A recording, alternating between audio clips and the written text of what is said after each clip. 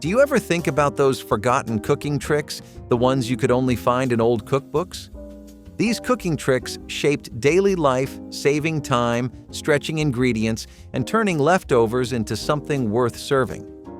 When did we decide those quiet skills weren't worth remembering? Burying food underground for natural refrigeration was one of the quiet genius moves that let Native American families survive through blistering summers and brutal winters alike. It sounds almost too simple now, but when done right, it was remarkably effective. By digging deep, shaded pits and lining them with grass, bark, or even cool stones, they created natural refrigerators that could keep vegetables crisp, fruits fresh, and even meat safer than leaving it above ground. There was an art to it, a dance with the seasons and the soil that few today remember. But the wisdom of making the earth itself your storage partner never truly faded. And when long journeys or harsh winters loomed ahead, native chefs had another brilliant solution for keeping their people nourished on the move, mixing wild berries, nuts, and hidden energy into one of history's first real trail mixes. We're going to end the list on an age-old trick, and I'm sure some of you can already guess. You pickle in vinegar, and yes, the cartoons, the movies, and your grandparents were all right. It really does work. A lot better than we'd like to think, really. You can soak just about any kind of food in this too. You can even throw in eggs and meat, not just vegetables and different kinds of fruits. This solution of vinegar, salt, and water, as well as sugar and spices, results in this really tangy and sour flavor, which for some is an acquired taste, but it extends the shelf life of whatever you're cooking with by miles. So the pickling solution involves white vinegar with water and salt. Some people throw in garlic, dill, and coriander or peppercorns in there. The vinegar and water mix can either be heated or just poured cold, but the important part, and really the one where all the magic happens, is when you submerge it. The acidity of the vinegar helps to preserve the food a lot, while the sealing ensures that it stays fresh. Depending on the spices you throw in, your fruit or meat can get a lot more flavorful too. In the South of America, loads of people would pickle okra or cucumbers or even beets, especially during the Depression. They made such good appetizers, they were convenient to carry, and they helped things last longer. Honestly, it's just a win-win-win-win all around. And what else can you ask for in life? I bet you never thought of adding rice to your salt shakers to help keep the salt fresh and make sure it doesn't stick together, but it really does work. See, salt is good at absorbing moisture, but that doesn't mean that neat little property that we've discussed so much throughout this video doesn't come with some serious side effects. Salt ends up clumping together exactly because it's so good at keeping moisture in.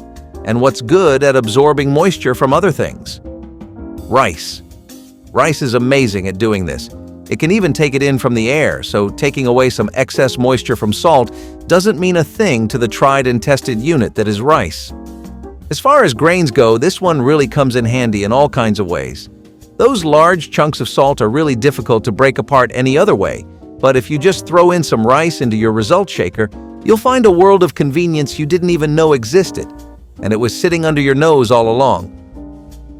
Before parchment paper and aluminum foil, nature provided the perfect cooking vessel, wrapping food in leaves. This technique, used for thousands of years, locks in moisture, infuses dishes with subtle earthy flavors, and even makes for a biodegradable, mess-free cooking method. From banana leaves in Asia to corn husks in Latin America, wrapping food wasn't just practical, it was an art.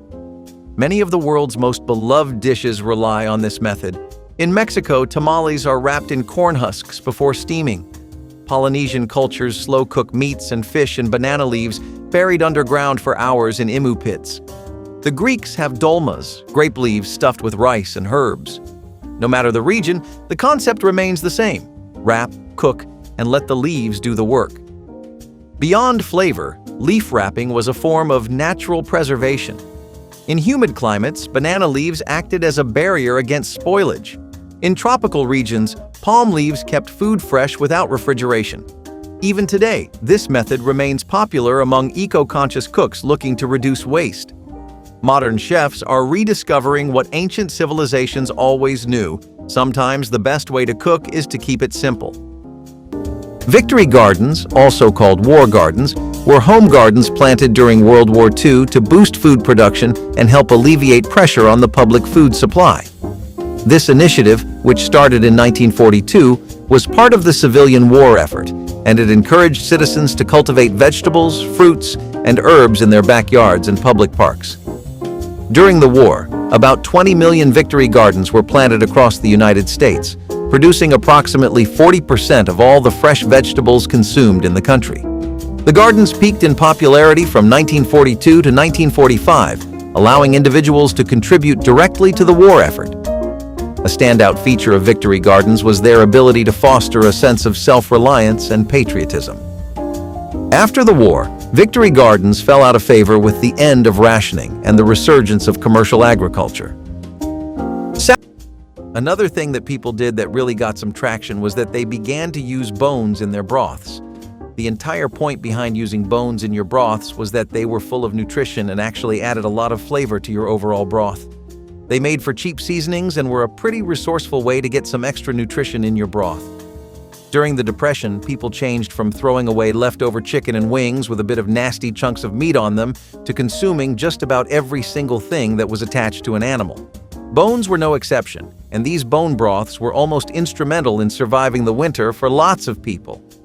Though they never fixed people's problems, they definitely didn't make them any worse either. People would often even reuse bones in broths instead of it just being like a one-and-done situation. Rock boiling is one of those lost arts that feels almost too wild to be real, but it absolutely was, and it still works today if you know how to do it. Picture this. You have no metal pot, no pan, nothing but a fire, a handful of food, and a riverbank full of stones. Native American cooks would heat large, clean rocks directly in the fire until they were almost glowing, then carefully drop them into hollowed-out bowls made of bark, animal hide, or clay. The heat from the stones would bring the water to a bubbling boil almost instantly, allowing them to cook stews, boil roots, or even prepare medicinal teas without ever burning the vessel. It was a skill that could mean the difference between an empty belly and a full one. And it was not just functional. It gave the food a subtle mineral richness you cannot replicate any other way. Today, rock boiling feels almost mythical, a forgotten page from a cookbook written by the earth itself. And speaking of earth, some of the most astonishing bread you have never tasted was baked without an oven, without a pan, and sometimes without anything more than a pile of hot ashes. Now, the next thing we have is packing your meat in saltwater brine. The reason this works is because saltwater brine is a method of preserving food by submerging it in a mix of salt, water, and ingredients like herbs and spices for aromatics. Salt pretty much gets rid of any kind of moisture that you don't need and makes an environment that promotes longevity in your protein by getting rid of any bacteria that would cause spoilage. The concentration of salt is around 10%, and when dissolved in water, you basically get a bath with some really nice preserving effects. Curing ingredients, like the ones used in cold smoking meats, are often things like sugar, nitrates, or spices that people would add to the brine. This would help add flavor and make sure the meat keeps its color, just like how we discussed before when nitrates came up. Brining would typically take a while, but that would depend on the kind of meat you were using and its size. It wasn't really just people who were living centuries ago that did this. Lots of indigenous communities, nomadic people, and even upscale restaurants still use brining as a technique to either preserve meat or to increase its lifespan. Brining helps to bring flavors out because the meat stays submerged for so long, the flavors get infused. The next time you want to figure out how to take your meat up a notch, maybe try a saltwater brine. Cloth bags can actually help your cheese age just right. And I bet that sounds like a really weird mix to you, but it's as legitimate as a mix can be. The right conditions for aging all happen inside the wonderful confines of a cloth bag, so you have that for one. Basically, to age cheese and to age it properly, you need three different things. You need moisture that's regulated, and you need a lot of air circulation. None of that means anything if your environment isn't clean, so you need to be able to prevent contamination as well as you can. Moisture regulation is really important because as it keeps aging, then cheese starts losing moisture. Cloth bags, on the other hand, are made of really breathable material and help moisture to evaporate a bit more slowly so that the cheese doesn't get too dry. Cheese aging also helps keep air balanced since the cloth bag is really porous. All those tiny little openings help air to flow around the cheese, which you really need for the health of the rind. It helps for those helpful little bacteria and molds that you find on cheese to grow. Some of those microorganisms don't deserve to die in a heat death. They make your burger a lot better. Third of all, the bag itself just works as a natural barrier against any kind of dirty substance, insect, or material. All in all, you get a perfect vibe for your cheese. Before pots and pans became kitchen staples, people mastered the art of cooking with nothing more than fire and stone, hot stone cooking. This ancient technique, used by cultures worldwide, relied on heated rocks to sear, steam, or boil food. Whether it was Pacific Islanders preparing seafood, indigenous North Americans making stews, or the Japanese perfecting ishiyaki, the method was simple but effective. Heat the stones, place the food on top, and let nature do the rest. Without metal cookware, early civilizations had to get creative, using river rocks and volcanic stones that could withstand extreme heat. Some even dropped red-hot stones directly into water-filled pits to bring liquids to a boil, a technique still practiced in certain traditional stews. The best part? No cleanup. When the meal was done, the stones simply returned to the earth, ready for the next use. Today, the tradition lives on in restaurants and outdoor cooking. From sizzling steak on hot slabs of granite to Peruvian pachamanca, where meats and vegetables are buried with hot stones, the method remains a symbol of simple, primal cooking. Around the time the Depression was really active, from the entire decade, powdered milk was such an essential go-to meal for people that it was impossible to not live without it. People did not have access to dairy, and I mean this as a fact of life. Nobody was drinking milk, like ever. You'd think something like that would be one thing the government could at least take care of, but God forbid you get your taxes worth, right? Anyway, powdered milk was at least a lot more competent than the two-party system at the time. Fresh milk had to be downed really quickly. Weren't feeling it? Just forgot? Too full? Too bad. If you don't want that bottle of precious, God-fearing milk to go to waste, you better buckle up and chug.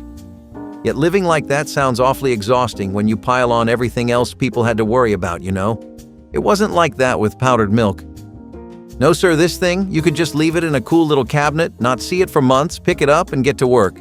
Plus, most homes didn't have any kind of refrigeration, and this made issues of storage even worse for people. It was impossible to get by without relying on things like this. Besides the obvious reason for recycling and reusing things to avoid any unnecessary spending, these tins were also significantly durable and lasted a long time. They were usually always the perfect size as well, and it was as if they were meant to be a permanent home for sewing supplies. Spools of thread, thimbles, needles, and sharp objects all would hold in one box while being very easy to grab when you needed it. Once you were done, you could just put everything back. Instant coffee, made from brewed coffee beans that are then freeze-dried or spray-dried, became widely available in the United States after World War II.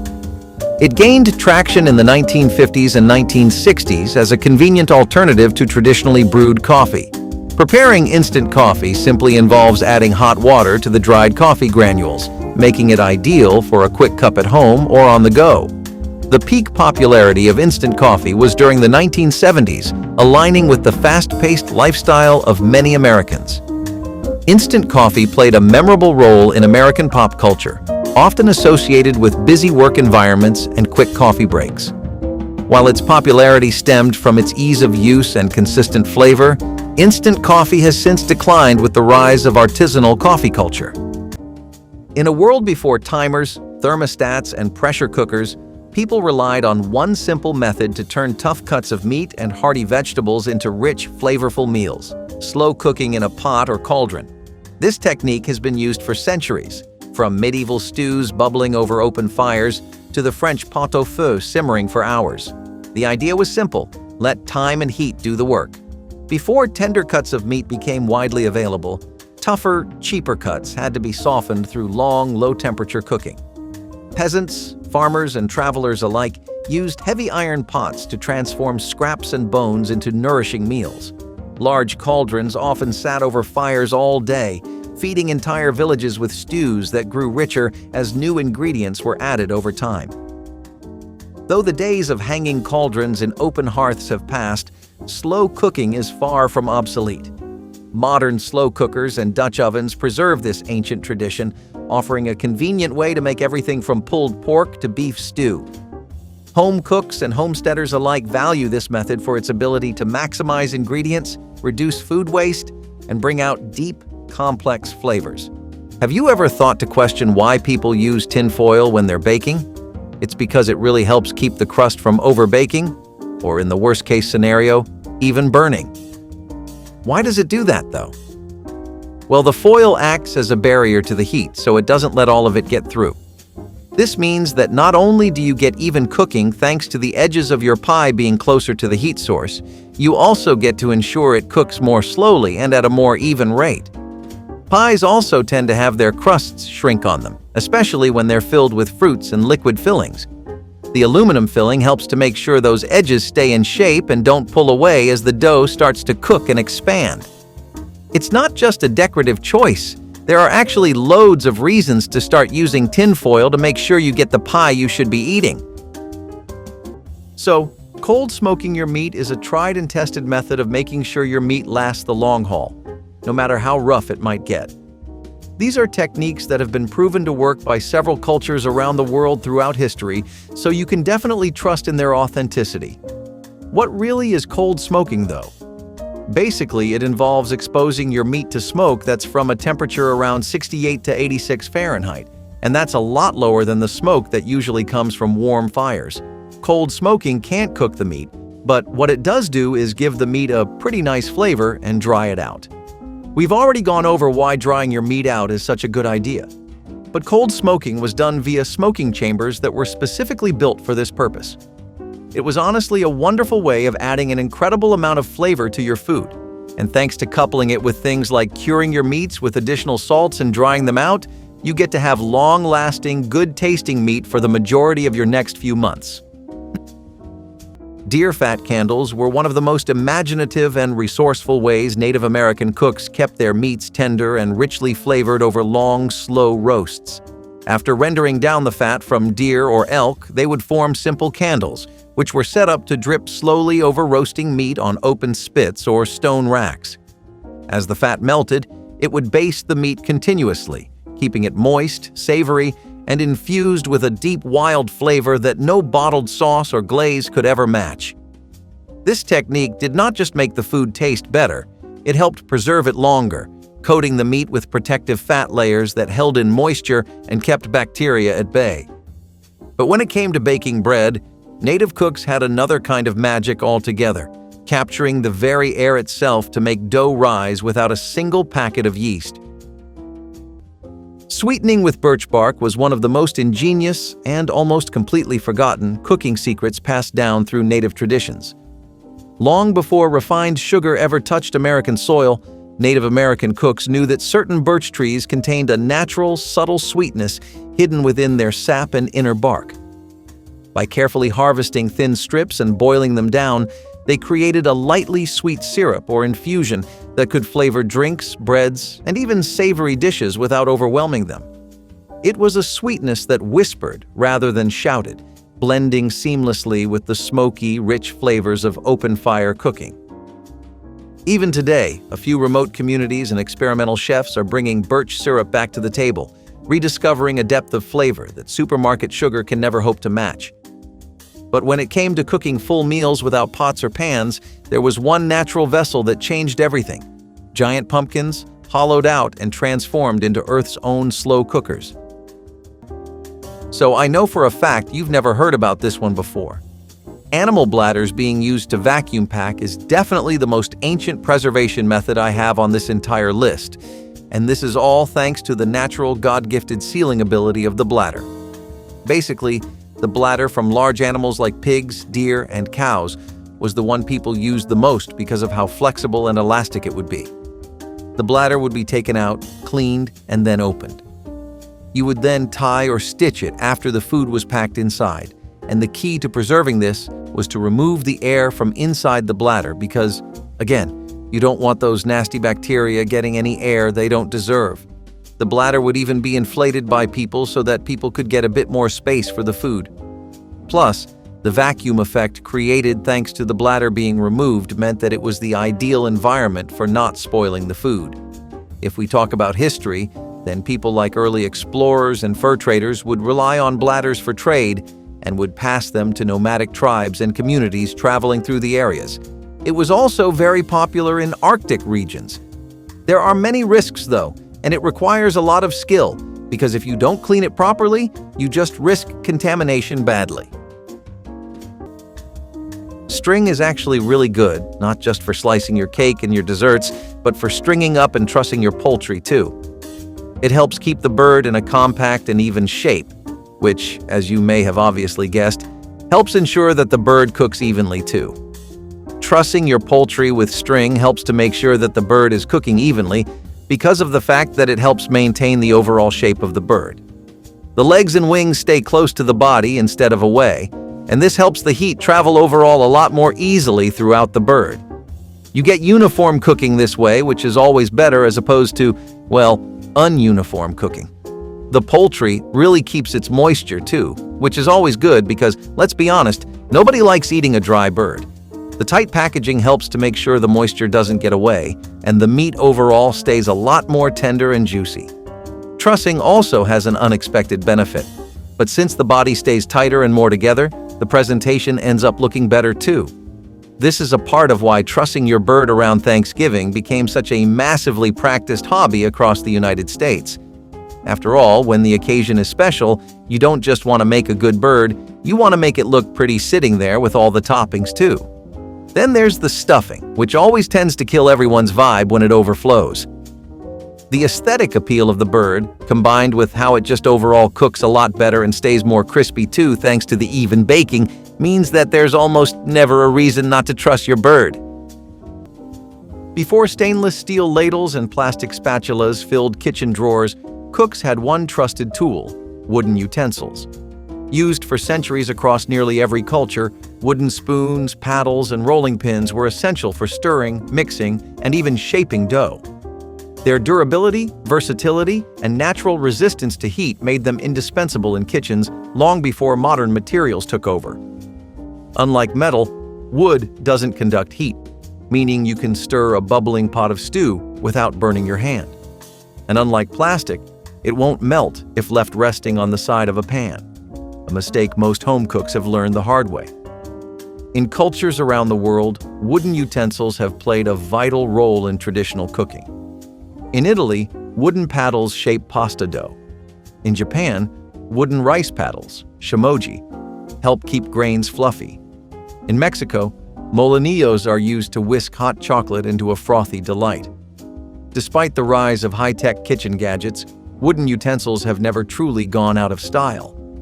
Professional chefs and home cooks still reach for them, valuing their gentle touch on cookware and the way they develop a rich patina over time. Drive-in theaters, also known as drive-in cinemas, first gained popularity in the 1950s, becoming an iconic part of American culture.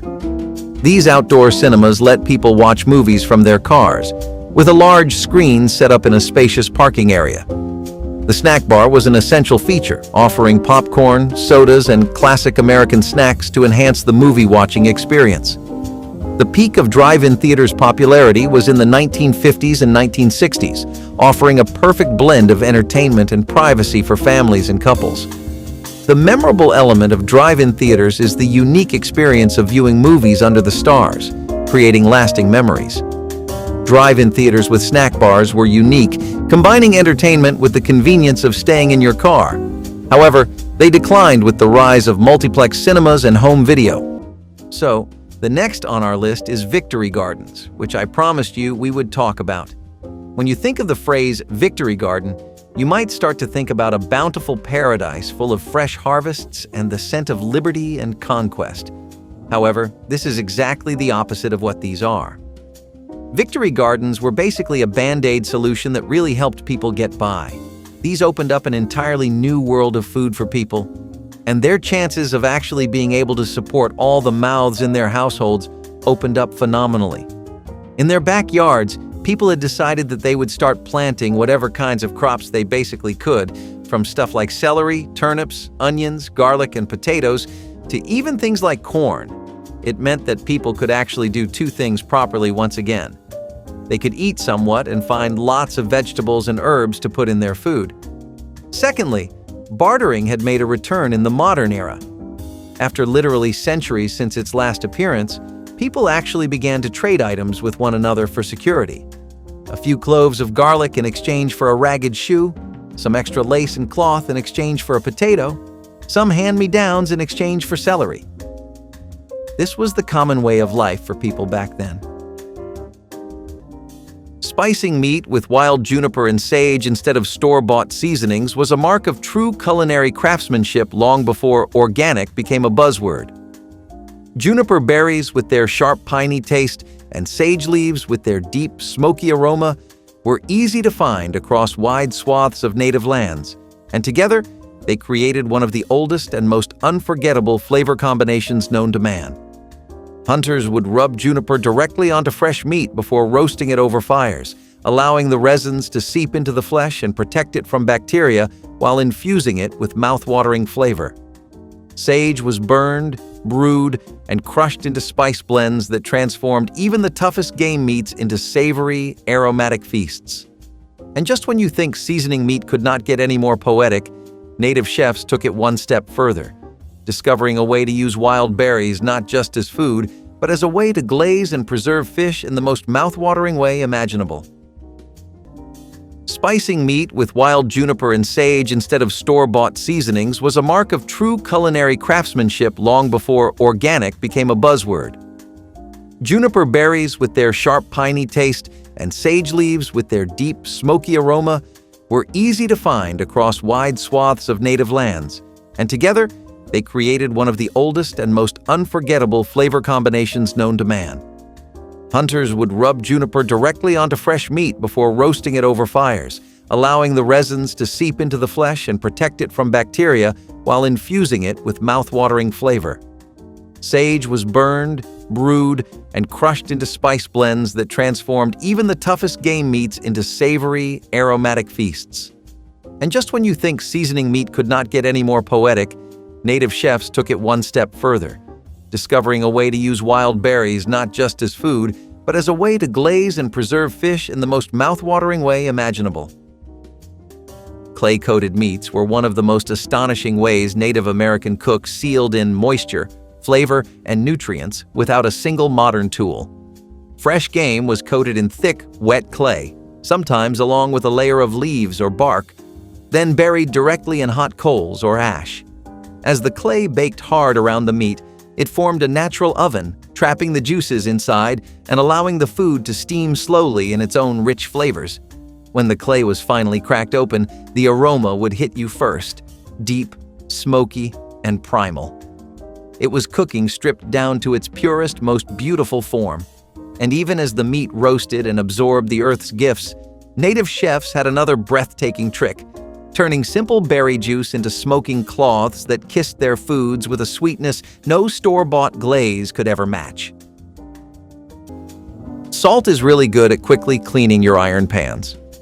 This happens for a few reasons, but two of them are that salt just happens to be inherently very abrasive, and it's also very good at degreasing. This helps food that's stuck on the pan and any grease that also won't go away to come off easily. You don't want to be damaging the surface of your pan after all. Why is salt like that, though? Salt happens to be really coarse, and that makes it really good for situations where you would need an abrasive. Sprinkle just a little bit on a hot pan with a bit of leftover oil and start scrubbing with a cloth. You'll see the difference almost immediately, and that's all thanks to the coarseness of salt. Why does salt work as a degreaser? Well, that's because when you use it alongside heat, salt changes its properties a little, as most things do when they come into contact with heat. Now, salt can help to absorb and break down greasy surfaces because it helps draw that grease away. Salt has a lot of good absorption properties too. It's really good at taking away moisture from other liquids and oils. It's also good for preventing some rust, but that's a little side tip I'm including for free. Long before stovetops, ovens, and air fryers, humans mastered the art of open-fire cooking. From prehistoric times to modern-day campfires, cooking over an open flame has remained one of the most reliable and flavorful ways to prepare food. Fire transformed raw ingredients, unlocking deeper flavors and making food easier to digest. Ancient civilizations, from the Greeks to indigenous tribes across the Americas, developed techniques for roasting, smoking, and slow-cooking meats over hot coals. The spit-roasted meats of medieval Europe fed entire villages, while Argentinian asado and Texas barbecue still celebrate fire as a culinary art form. Even the classic American backyard cookout is a direct descendant of these ancient traditions. There's a reason we still crave flame-kissed steaks and smoky, charred vegetables. Fire adds something no kitchen appliance can replicate. While most people today rely on gas and electricity, open fire cooking is making a comeback, especially among homesteaders, outdoor enthusiasts, and chefs who appreciate its primal simplicity. Whether it's wood-fired pizza, cast-iron cowboy beans, or a simple roasted marshmallow, cooking with fire connects us to something ancient. Drying your meat and fish in the wind has also been a pretty cultural practice of people who live lives dependent on hunting, gathering, and community-based living.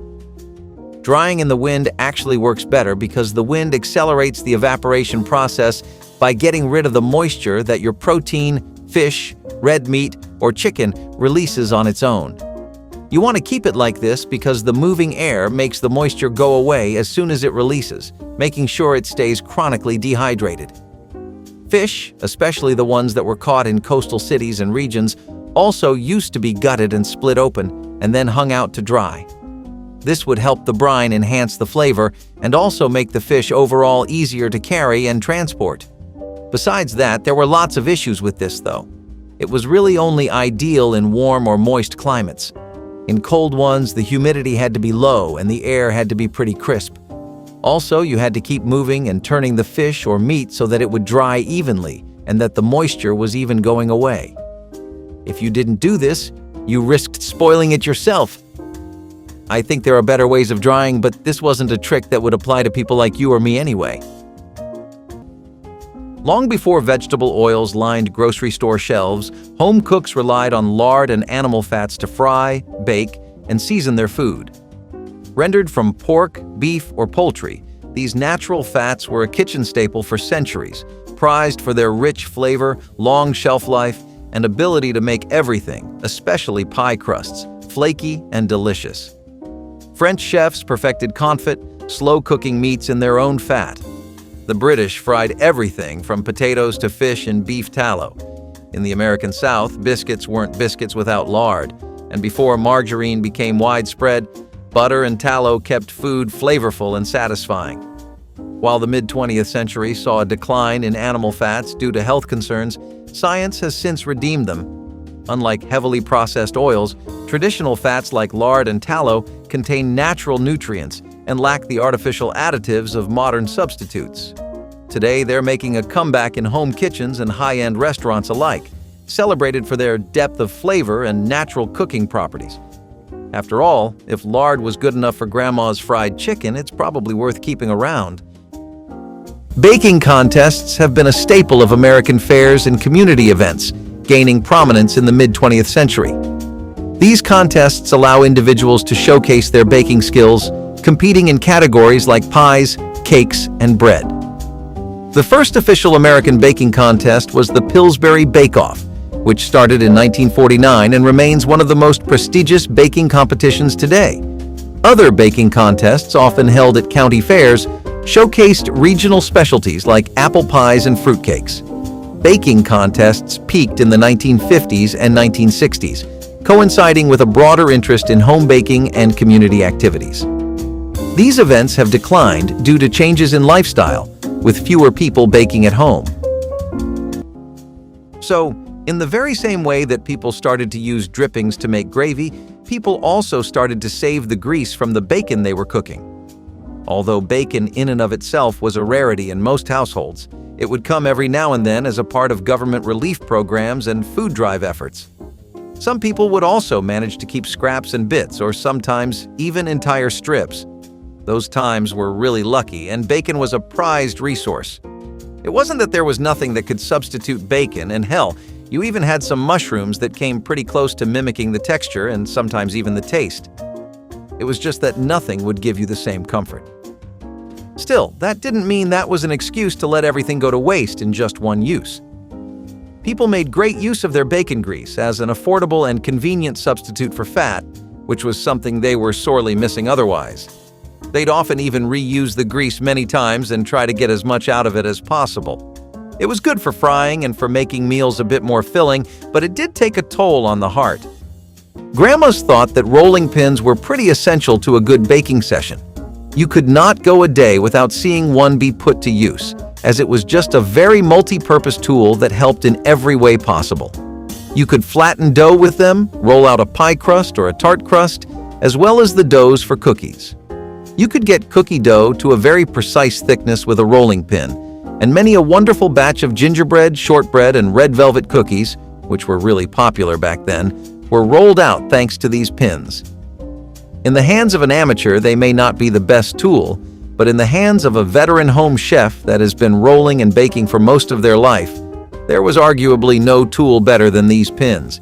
If you even needed to make croissants, puff pastry, or donuts, you could use rolling pins. And if you wanted to save a little on birthday costs by baking a cake at home, that was pretty easy thanks to a grandma who knew how to work a pin. Cactus as a natural tenderizer sounds almost too strange to believe, but it was an everyday trick in many native kitchens. Certain varieties, like prickly pear, are packed with natural enzymes that break down tough muscle fibers in meat. By rubbing raw cactus slices over a piece of game meat, or even marinating it in cactus juice, they could turn chewy, sinewy cuts into tender, flavorful meals that needed almost no extra cooking. It was pure kitchen magic, pulled straight from the harshest landscapes. In places where hunting was hard and every scrap of meat mattered, this trick was not just clever, it was survival. No waste, no frustration, just another example of how nature handed over its secrets to those who knew how to listen. The best part is that cactus does not mask the flavor of the meat. It simply softens it, letting the real richness shine through. Even today, modern chefs have started waking up to this forgotten genius. But it was not just fresh meals that mattered. When you needed to carry food across miles of wilderness, you needed another skill altogether: the incredible art of sun-drying meats under the open sky. Rennet preservation, on the other hand, is a whole different animal. Rennet is an enzyme that's traditionally made from ruminant animals like cows, goats, and sheep. It helps to make cheese because it coagulates milk and causes the proteins in it to curdle and separate. This transformation is pretty much the sole reason why fresh milk even becomes cheese, and I'm going to explain to you how all this works. So, when you mix rennet with milk, it has the enzyme rennin in it. This specifically hits the primary protein in milk, which is casein. Imagine if somebody basically made really specific cuts in your limbs, causing the rest of your body to clump together. Maybe not the most descriptive example, but that's pretty much what happens. What you get left with is whey, and that's drained off. The leftover curds are then processed into different types of cheese. See, people didn't do this because they really loved cheese, though. They did it because it was the ideal way to use your milk.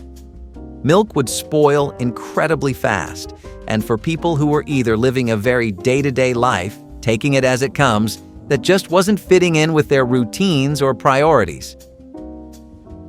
So wax paper really helps keep ice cream soft because it helps stop those nasty little ice crystals from forming thanks to cutting off its exposure to air. Ice cream tends to get, well, icy or hard over the course of its short life thanks to the large ice crystals that take shape over the surface. This makes it feel really grainy, and it almost means you need to bite the ice cream instead of licking it, and that's just not nice for anyone involved. Wax paper stops this problem right in its tracks by cutting off any exposure to the air, which means that the crystals don't really ever get the chance to form in the first place. This way, ice cream also doesn't lose any moisture as the wax paper helps to retain it. If you don't ever store your ice cream properly, that is, without any airtight sealing, it goes through something known as freezer burn. That happens when the surface of your ice cream gets dehydrated and gets exposed to just a bit too much air. Think of it like getting a cold, if your ice cream could even get that. Just a bit of wax paper takes care of all this, and for almost no effort, too. Before butter came neatly wrapped in a grocery store, people had to make it the old-fashioned way, butter churning. This practice dates back over 4,000 years, with early civilizations using animal skins, clay pots, or wooden barrels to separate butterfat from milk. It was a labor-intensive process, requiring patience, rhythm, and a whole lot of arm strength. In many households, especially on farms, churning butter was a daily task, turning fresh cream into a rich, golden staple. It preserved dairy in a time before refrigeration, added fat and flavor to cooking, and even served as a form of currency in some cultures. In medieval Europe, monasteries perfected the art of butter making, while in early America, families relied on wooden churns to keep their kitchens stocked. Even today, in places like Ireland and France, traditional hand-churned butter is still prized for its deep flavor and creamy texture. Though modern machines have taken over, butter churning hasn't disappeared entirely.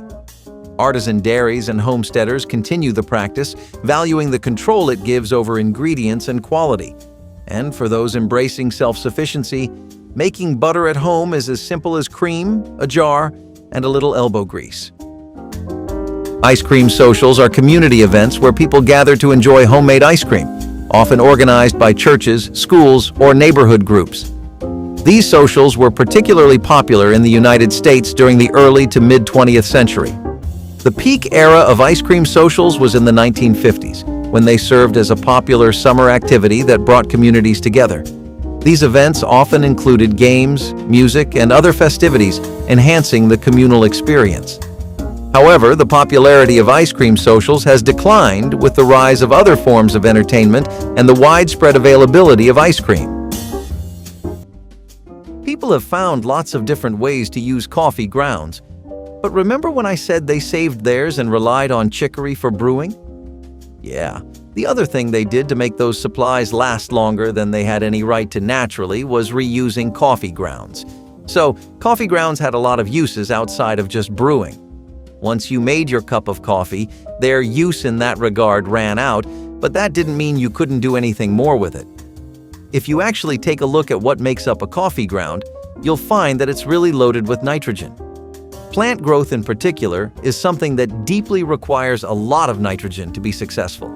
What was it that people got around to doing and doubled down on during the Depression? Oh, that's right, farming. Victory gardens in the cities and full-on farming in the rural areas.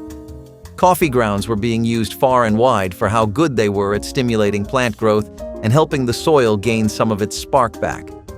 Additionally, they killed 2 bugs with 1 harvest.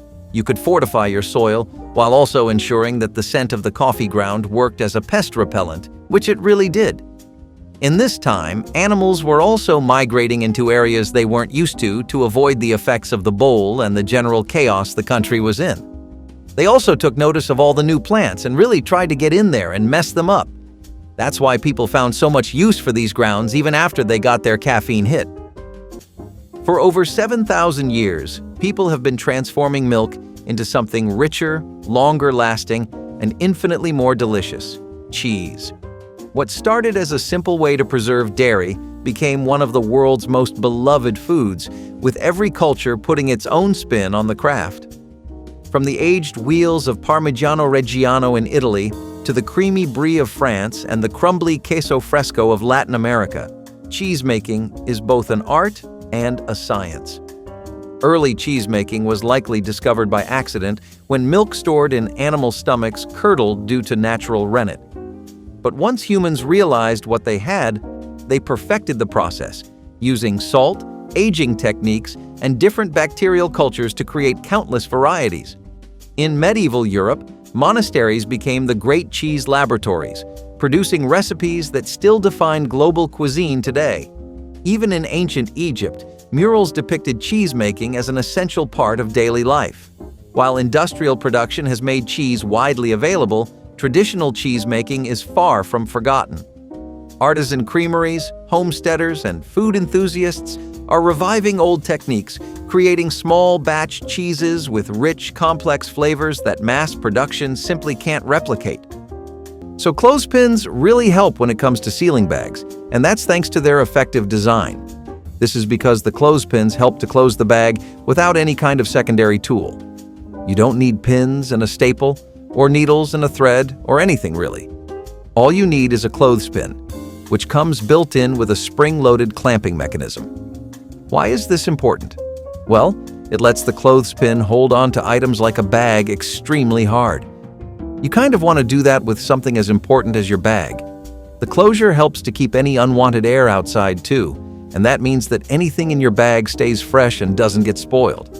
It could be your lunch, it could be a salad, or it could be a product that's not supposed to touch air. Plus, clothespins are really reusable, so there's no reason not to be using these. Freezing in snow is self-explanatory, but there's actually a bit more that goes on there besides what meets the eye and what common sense would tell you up front. People relied on freezing in snow, and yes, preserving food in snow, especially meats and proteins, thanks to the insulation properties and temperature regulation, was a fantastic idea. Just some good old-fashioned human resourcefulness and ingenuity rising to the occasion. Love to see it, right? While there's not a lot to say about the scientific aspect of all of this, there is a lot to talk about when it comes to the cultural aspect. See, this became a community hobby for people that lived in predominantly cold areas, ones with long winters, or people who just lived in rural places and communities away from urban hubs and industrialization. Gathering snow, making snow caves, storing the meat properly, packing it. All of this became a tradition that was spread through families, and it honestly brought people closer together. While I get that just hearing about it in a video might not drive that point home, but if you take a look at how people were living in rural communities before refrigeration, then it's actually sweet. Kids would help out with making pockets in the snow, adults would spend their day cleaning the meat for the community, and it was all just this nice, fair division of responsibility that taught everyone to work, care for food, and gave them some neat skills. The lost trick of dry stone soup is one of the most breathtaking examples of cooking ingenuity hidden in history. In times when pots were scarce or broken, native chefs would still find ways to create nourishing, flavorful stews using nothing but fire-heated rocks and hand-picked herbs. Clean, flat stones were heated in a roaring fire until they almost glowed, then carefully transferred into woven bark baskets or hide-lined pits filled with water and raw ingredients. As the stones boiled the water, fresh roots, wild greens, dried meats, and foraged herbs were added, cooking into rich, smoky broths that filled the air with the scent of earth and flame. The rocks would be swapped out as they cooled, replaced again and again with fresh hot ones, keeping the liquid at a steady simmer. And when it came to sweet treats for the journey ahead, native chefs had one more marvel: crafting rich, chewy fruit leather with nothing but sunlight, fresh air, and the simplest tools imaginable. Have you ever heard of turning a milk jar into a butter maker? I bet you haven't, because if I'm being totally honest with you, I didn't know either. Yet the process of churning really helps to keep the cream from separating from the fat that you find in the buttermilk. The milk jar, since it's a glass container with an airtight seal, can even help to churn the butter. I'll tell you why. Butter is made when you basically irritate heavy cream and violently shake it until the point that the cream starts to mix together and stick. Then, you take the liquid and separate it, and that is how you get buttermilk. Milk jars end up being the ideal choice for this because they can hold cream really well and also handle the amount of violent churning and shaking you need to really create the butter. The churning is what causes the cream to start turning into butter, and the tight seal really helps you keep the moisture you need to retain the texture. Smoking fish with wild berries for a natural glaze was one of those strokes of genius that blended necessity and creativity in perfect balance. Freshly caught fish were rubbed or brushed with mashed wild berries like cranberries, chokecherries, or elderberries, then carefully smoked over low, aromatic fires. The natural sugars in the berries caramelized slowly in the smoke, forming a delicate, flavorful glaze that locked in moisture and added a subtle, tangy sweetness to every bite. It was preservation and flavor enhancement rolled into one breathtaking technique. The berry glaze also helped protect the fish from drying out too fast or attracting insects during the long smoking process. But the magic of earthborn cooking did not stop at meat. Deep underground and right in the fire itself, native chefs had another trick: roasting tough, stubborn root vegetables until they were sweet, tender, and full of hidden strength. Salt harvesting from natural licks and how it changed food forever is one of those hidden stories that shaped survival more than we realize. In a world without grocery stores or factories, finding salt meant everything. Native American communities knew where the land bled salt, places where groundwater left behind crystals, or wild animals led the way to salt licks hidden deep in forests and valleys. They would collect the precious mineral by hand, scraping or boiling it out of muddy springs, then carefully drying and storing it for trade, cooking, and medicine.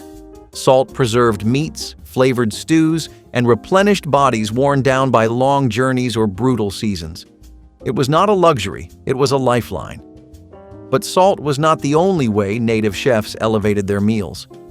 When it came to pure, haunting flavor, they had another secret weapon: the living aroma of the woods themselves turned into smoke and magic. Acorn meal might not sound glamorous today, but to Native American cooks, it was a golden ticket to rich, sustaining nutrition. In a world where wheat and cornmeal were not always reliable, acorns from oak trees were gathered in huge numbers, then carefully leached to remove bitterness. The result was a fine, nutty flour that could be used to make breads, thick soups, or even hearty porridges. Acorn meal carried a deep, earthy taste that felt heavier and more nourishing than modern flour, and it was packed with oils and minerals that kept bodies strong through brutal winters and hard seasons. It was slow, careful work, but it paid off with food that could last for months. And unlike store-bought flour today, acorn meal reminded every bite of where it came from.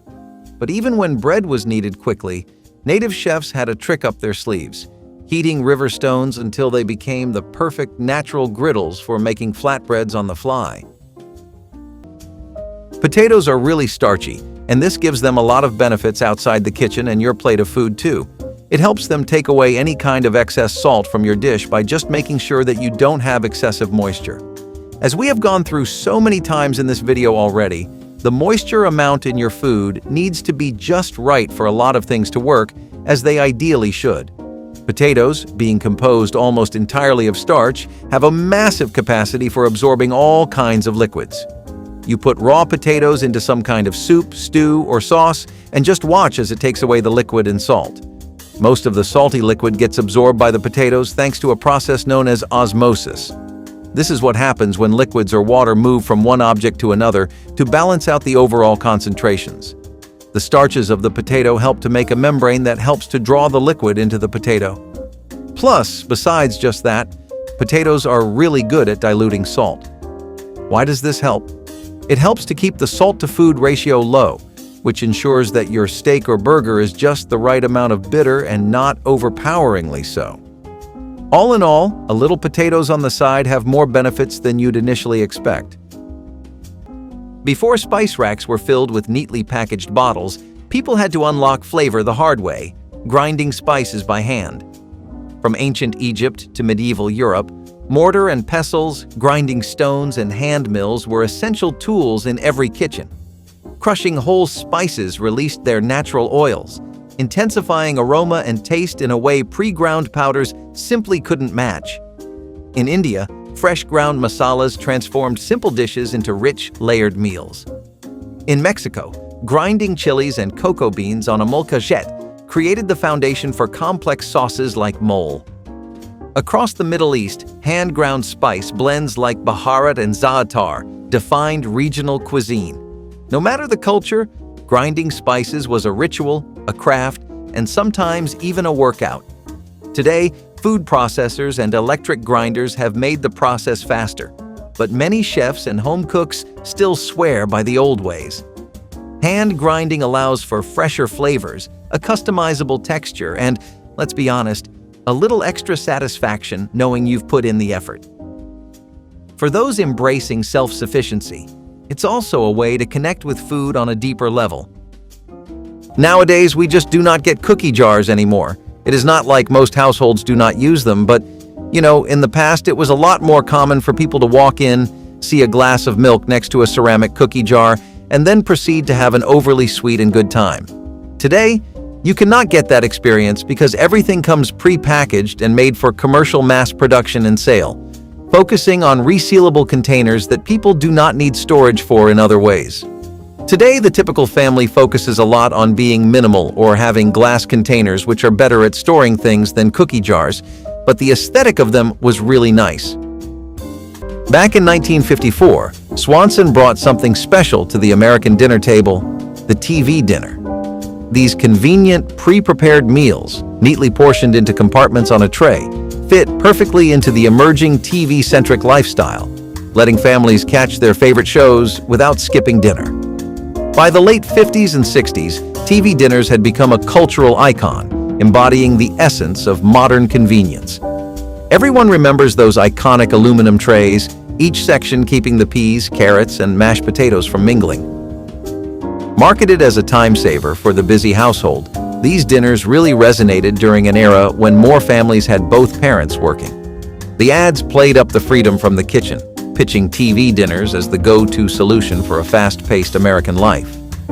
Another thing that got really popular was the entire concept of canned food. This was something industries would cash in on like an African gold mine later on in America's history and people's lives, but it made its debut on the grand stage here. During the Depression, canned food had become a lifesaver for so many different kinds of reasons. It was easy to preserve, which was the biggest one. This was always the kind of thing you would get for long trips, journeys where you'd go days without seeing stores, or for times like these. The stuff in those cans was built to last for months, and so were the cans. It also meant that people were able to get things pre-cut and made for them.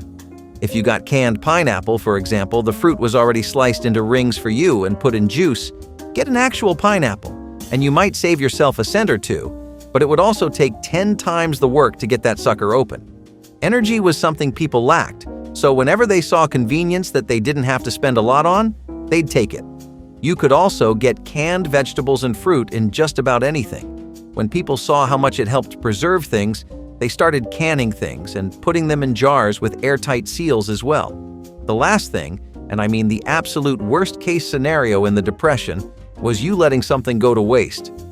It was a precious resource that you no longer had, and everything had to be used until the very last drop, because who was guaranteeing that the house could restock? Luck and nothing else. The meat grinders of yesterday were known as manual food mincers, and before electrical appliances and pre-packaged processed meat took over marts and homes alike, they were a kitchen staple you would find everywhere. Manual food mincers let any kind of family enjoy most kinds of food, like meat, veggies, and dry nuts as well.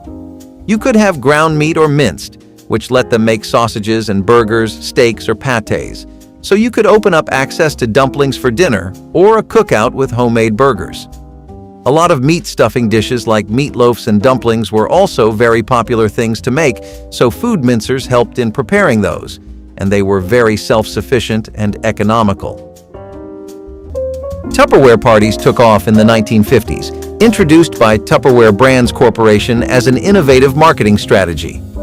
These home-based selling events saw hosts inviting friends and family over to check out and purchase Tupperware products. The popularity of these parties peaked in the 1970s, combining social gatherings with business opportunities, especially for women. The unique selling point of Tupperware parties was showcasing the product's durability and utility, particularly the airtight seals that kept food fresh longer. The parties were set in a casual, friendly atmosphere where the host demonstrated the products while guests enjoyed snacks and socialized. Tupperware parties created an empowering environment, offering innovative, durable kitchen products and a fun, social selling model, making them a standout phenomenon in direct sales. Long before metal cookware dominated kitchens, civilizations across the world relied on a more natural material: clay pot cooking. Archaeological evidence shows that humans have been using clay vessels for over 10,000 years, with early examples found in ancient Mesopotamia, China, and South America. The secret to their longevity? Clay distributes heat slowly and evenly, making it perfect for slow-cooked stews, braised meats, and tender grains like India's beloved biryani. Unlike metal, clay pots retain moisture, locking in flavor and preventing food from drying out. It's no wonder this method has remained a staple in cultures worldwide.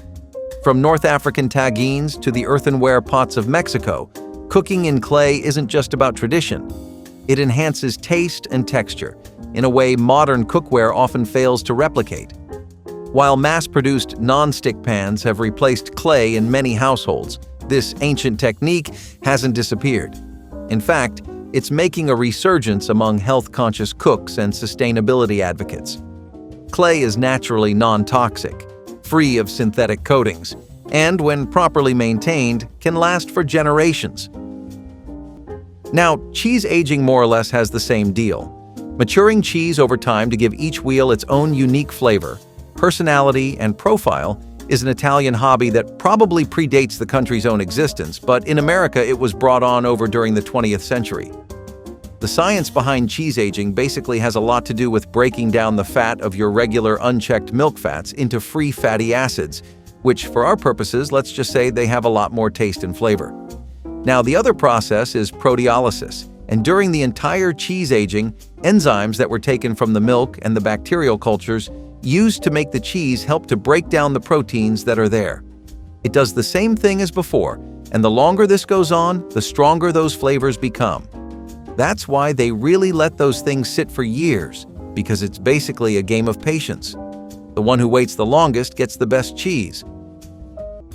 Trapping natural wild yeasts for bread making was a delicate dance between patience, instinct, and trust in nature. Long before modern yeast packets made baking effortless, native chefs understood how to harness the living cultures floating invisibly all around them. They would leave simple mixtures of ground corn, acorn flour, or other grains mixed with water exposed to the open air, letting wild yeasts and beneficial bacteria settle into the mix over several days. Every loaf was alive, shaped by the air, the season, and the land itself. Each region had its own distinct flavors, a fingerprint left by invisible forces. It was slow, careful baking rooted in the rhythms of the world, not the ticking of a kitchen timer. And if you thought that was incredible, imagine making an entire soup without a pot, without a bowl, just heated rocks, fresh herbs, and the oldest cooking trick you have never heard of. Lye curing your fish has been the alkaline all-rounder for all your fish preservation-related needs for centuries. This traditional preservation method takes full advantage of lye and shows you just how much of an MVP it really is. This process actually goes back to the very early times of Asian cultures, and the reason behind how this works is pretty interesting. Lye as an alkaline solution raises the pH level of a fish by twofolds, and this would typically look like the fish being treated in a diluted solution of lye that's been mixed with water and salt. Basically, fish has a lot of protein in it, which, is no surprise, right? What you might not know is that the alkalinity of lye disrupts that protein and makes it a lot more resistant to spoilage. It changes the whole structure, so now you don't just have protein, you have Protein Pro. Get it? I'll see myself out. Anyway, it doesn't just do those enhancements. It also boosts your catch of the day's resistance to those filthy microbes that keep popping up every 2 minutes. Pretty neat, right? So, you're all no stranger to the concept of heat being really good at sterilizing things. That goes for pretty much every kind of food you've ever had, but it also goes for your bottles too. Why? Well, heat actually kills a lot more things than you might know. It kills pretty much any kind of bacteria, virus, and fungi. And while I'm not trying to imply you wouldn't know that, what I do think is that people, myself included, aren't aware of just how many bacteria there are on surfaces around us. Actually, the number is staggering. They all die of around 212 degrees Fahrenheit though, and that's the temperature of boiling water. This helps to completely obliterate most of these organisms on a cellular level, which is pretty metal if you ask me. The high temperature literally breaks them down into nothing, and they either become inactive because structurally they either just can't work anymore or they are outright killed. Pretty neat, right? Not only do you end up getting your water bottles sterilized, but they end up becoming as clean as they can be too. Before refrigerators and freezers, people had to find a way to make food last. One of the most effective methods? Water bath canning. This technique, which dates back to the early 1800s, allowed families to preserve fruits, vegetables, and even homemade sauces by sealing them in glass jars and processing them in boiling water. The result? Shelf-stable food that could last for months or even years without refrigeration. For homesteaders, pioneers, and wartime households, water bath canning wasn't just a convenience, it was a necessity. Summer's bounty of tomatoes, peaches, and berries was carefully packed into jars, ensuring a steady food supply through winter. The method became so essential that during World War II, the U.S. government encouraged home canning as part of the Victory Garden movement. Millions of Americans learned how to can at home, making the most of limited resources. While store-bought preserves eventually replaced much of home canning, the tradition never truly disappeared. Today, it's making a comeback, embraced by home cooks, gardeners, and anyone looking to cut down on food waste. Unlike commercial products loaded with preservatives, homemade canned goods rely on nothing but fresh ingredients, heat, and time. Something that was really common as a bit of decoration in households back then was a teapot. In a sense, it has lost the same love it had in its golden days where people only used teapots for storing their freshly brewed tea. Since microwaves are so incredibly common now, they were common in rural areas as well, which is likely where teapots became part of the cottagecore aesthetic. They were also used to brew tea, as you could steep tea leaves in them and let the hot water really soak in all of the flavors and aroma. Teapots came in different shapes and sizes, and you could always experiment and see which one worked the best for you.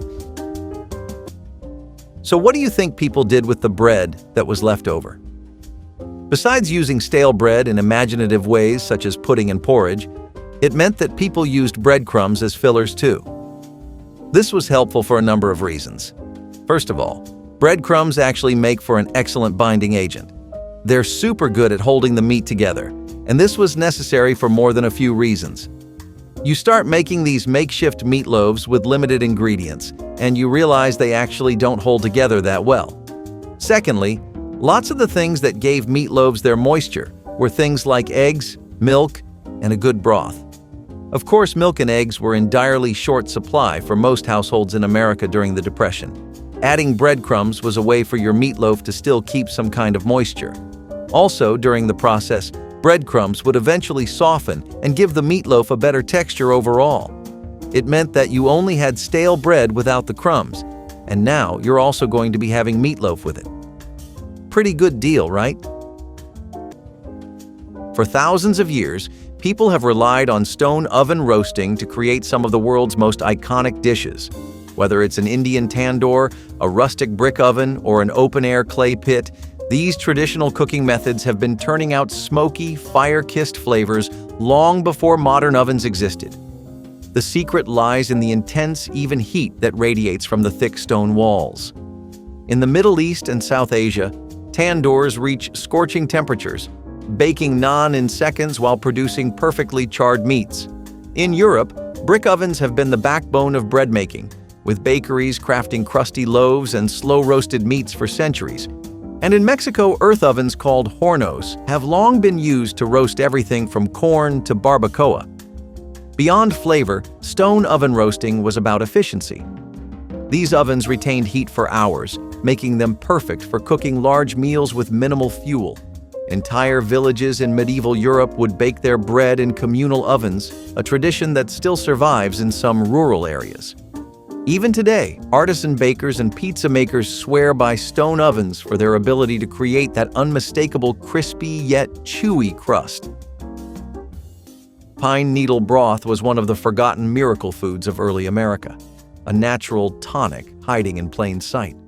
At a time when vitamin deficiencies could mean life or death, Native American healers knew that boiling fresh green pine needles would release a flood of nutrients, especially vitamin C. It was not just medicine, it was survival in a cup. The flavor was bright, almost citrusy, with a faint earthy bitterness that made you feel stronger just breathing it in. Families would drink pine needle broth during harsh winters, through long hunting trips, and whenever sickness crept too close. In many ways, it was the original energy drink, long before anyone ever dreamed of cans and chemicals. Modern science eventually caught up and confirmed what traditional cooks already knew. The forest was its own pharmacy, if you knew where to look. And the best part? It took almost nothing to make. Just water, heat, and a handful of needles plucked with respect from a living tree. But sometimes, even when no pot or pan was available, native chefs found a way to cook hearty, life-saving meals using nothing but stones, fire, and ancient ingenuity. Honey preservation is basically one of the few bounties of nature that will almost never betray you. It's good for your skin. It helps to boost your gut health. It doesn't ever go bad. And now I'm going to tell you all about how it preserves itself better than anything else. So, the thing with honey is that the super low moisture content in honey basically makes it impossible for any of the icky and nasty stuff we've gone over so far to grow or even get a chance to come into existence. Honey's also really acidic, and it falls anywhere between 3.2 and 4.5 on the pH scale. This helps to curb stomp the growth of any gross bacteria and fungi, so it's got a natural preservative quality in that. Anything that's got a strong acidic background naturally will do that. But honey works better for a few other reasons, like how honey naturally exudes something called glucose oxidase. When you combine this with just glucose, or sugar, you get hydrogen peroxide. This is a natural microbe hunter, and it basically destroys bacteria on sight. Honey has a high sugar content already and is largely made up entirely of glucose and fructose, so go figure. Long story short, the thing is just built different and built strong. Chilled bowls are actually fantastic for placing your whipping cream in because the cold temperatures here really help in keeping the fat in the cream stable. Why is the stability of the fat of your whipping cream a subject you may want to be invested in? Well, that's because unlike keeping a stable diet or sleep schedule, the effects this time around are a lot more immediate. Whipping cream is made up of a lot of fat molecules that get suspended in the water. That's what happens when you whip the cream. Those molecules start clumping together and make what you see. At room temperature even, this fat can start to melt, and it means you lose the texture of whipping cream when it's at its best. If you chill the bowl though, you don't get this problem because the fat actually stays firm and helps the foam keep its shape. Pretty interesting, right? I know I like my whipping cream at tip-top performance, and if you do too, maybe you want to keep this one in mind. There's a reason cast iron cooking has never gone out of style. This kitchen workhorse dates back over 2,000 years, with early versions found in China before making their way across Europe and into American pioneer kitchens. Unlike modern non-stick pans that wear out, a well-seasoned cast iron skillet only gets better with time. Some families still use pans that are over a century old, proving that when properly cared for, cast iron is practically indestructible. In colonial America, cast iron cookware was so valuable that it was included in wills. Its ability to retain heat evenly made it essential for cooking everything from cornbread to stews over open flames. Fast forward to today, and you'll still find them in southern kitchens, where dishes like skillet-fried chicken hold a deep cultural connection. While stainless steel and aluminum have taken over modern cookware aisles, cast iron has seen a revival, especially among those looking to reduce reliance on disposable, chemical-laden alternatives. Unlike synthetic coated pans, cast iron develops a natural non-stick surface over time, no Teflon required. And when it comes to sustainability, this is cookware you buy once and never replace. Wooden spoon collections were also a very typical sight in America during the 20th century. A lot of these things got as popular as they did because they lasted so long and were also pretty durable. Nowadays, it is very easy to get a replacement for something if it breaks or something goes wrong, but it was more of an inconvenience then. Wooden spoons didn't melt or warp even with daily exposure to heat, so they were used in nearly every aspect of cooking. Besides the practicalities of all of it, the aesthetic appeal was also really out there. They went along with most of the interior of homes back then, which was pretty wood-oriented, and the rustic charm and warm, dulcet tones of a well-stacked collection of wooden spoons really brought it all together. It's when the little things come together that a place really shines, you know? So just like the first item on the list, which was water for stews, there was another free resource that people just could never pass up on: dandelion greens. I can't tell you how big of a lifesaver these things were for the masses during the Depression. Dandelions were literally, and I mean this in every sense of the word, everywhere. They were in your city parks, they were in farms, they were on the wild plant growth past the sidewalk, on the hills, just about everything. It was one of the plants that grew in the wild that was also edible, and it cost literally nothing. People eventually started to forage on a national scale for dandelions whenever they could. You didn't need any kind of equipment or skills to make it work, and you also didn't need to do anything special for it to make it into a meal. You could straight up just eat the dandelion leaves. And sometimes, people used the flowers and roots too. As far as the roots went, they made good herbal medication for tiny Band-Aid fixes. The flowers, on the other hand, could be fried, and they could also be used to make jelly sometimes. The yellow petals of the flower were boiled in water, and that would actually help make a liquid. Once you combine that with molasses or brown sugar and some pectin, which was hard to get but could be substituted with other binding agents, you'd get a serviceable jelly out of it. Roasting root vegetables directly in campfire coals was one of the simplest yet most powerful cooking methods passed down through generations. Without ovens, pots, or fancy tools, native cooks understood that the earth's hidden foods, things like carrots, turnips, onions, and yams, could be transformed into sweet, hearty meals with nothing more than time and fire. Raw roots were buried in the hot, glowing coals of a dying fire, slowly roasting under layers of ash and heat. As they baked, their natural sugars caramelized, their fibers softened, and what once was hard and bitter became soft, rich, and deeply satisfying. Pulling a roasted root from the coals was like uncovering buried treasure, the skin blackened and crisp, the inside steaming and tender. And speaking of patience, some of the sweetest flavors ever created by native chefs required even longer waits, like gathering and boiling maple sap into a clear, nourishing water that tasted like spring itself. So, this one might take you for a spin, and I'm not sure if most of you would even be familiar with the concept. Potting your butter is a pretty historical technique, but not one that's especially popular in United States history or culture. The idea this time around is to take something like a jar or a crock and store your butter in that, and then cover it with a generous layer of clarified fat. This can either be lard or the clarified fat that comes from the butter itself, but the reason for doing this is that the layer acts as a seal. It helps to keep the butter fresh, and that's because the water and milk solids from butter are removed. What you get is pure, unadulterated butterfat left. Since it is pure, it's less likely to spoil in comparison to whole butter. Protecting it from the air also does the usual routine of keeping it safe from airborne germs and microbes. People used to do this a lot because in rural areas, even when refrigeration was a thing, it hadn't become a widespread or accessible practice. In cold places, for example, the mountain ranges here, storing these pots in dark basements would help push the shelf life up even more.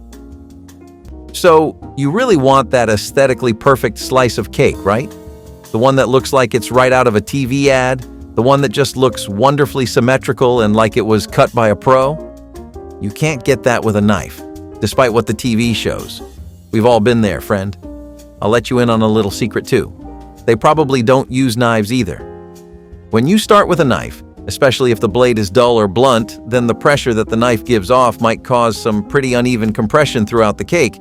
This can happen because of the knife or just you using too much force, but whatever the cause, you get uneven slices as a result. However, you don't get this problem with a string line. Know why? String lines create uniform pressure across the entire surface of the cake. You can pull the cake through the cake without much force either, unlike a knife, where you'd kind of have to try to push down. These two factors make string lines almost irreplaceable when it comes to slicing cake, because it means you get the most even slice with the least amount of force. Also, have you ever noticed the way cake sticks to knives? Strings don't really have that problem because of their thinness. Knives, on the other hand, are prone to dragging a lot of the cake with them. Long before commercial yeast and factory-made sodas, People relied on natural ferment starters to create everything from health-boosting tonics to intoxicating brews.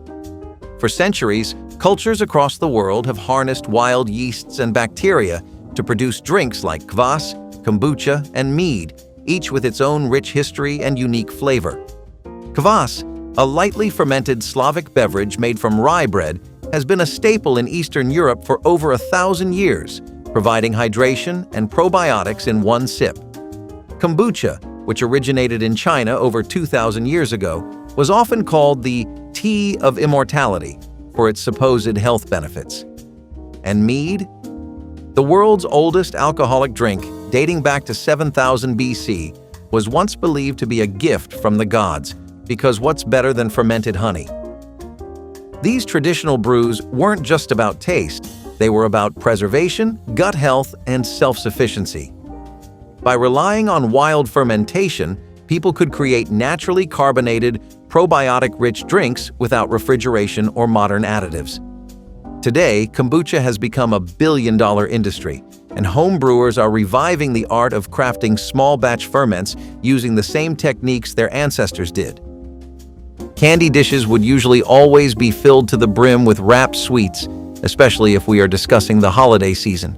As soon as you had October roll around, people would start preemptively planning their best Halloween ideas and what candies they were going to get to fill up the dishes this year. Many even had really decorative designs to them, like colorful or cut glass and spooky patterning. It was all a part of setting up the vibe of your home back in the day. Going out shopping for new and in-style candy dishes is a thing of the past now.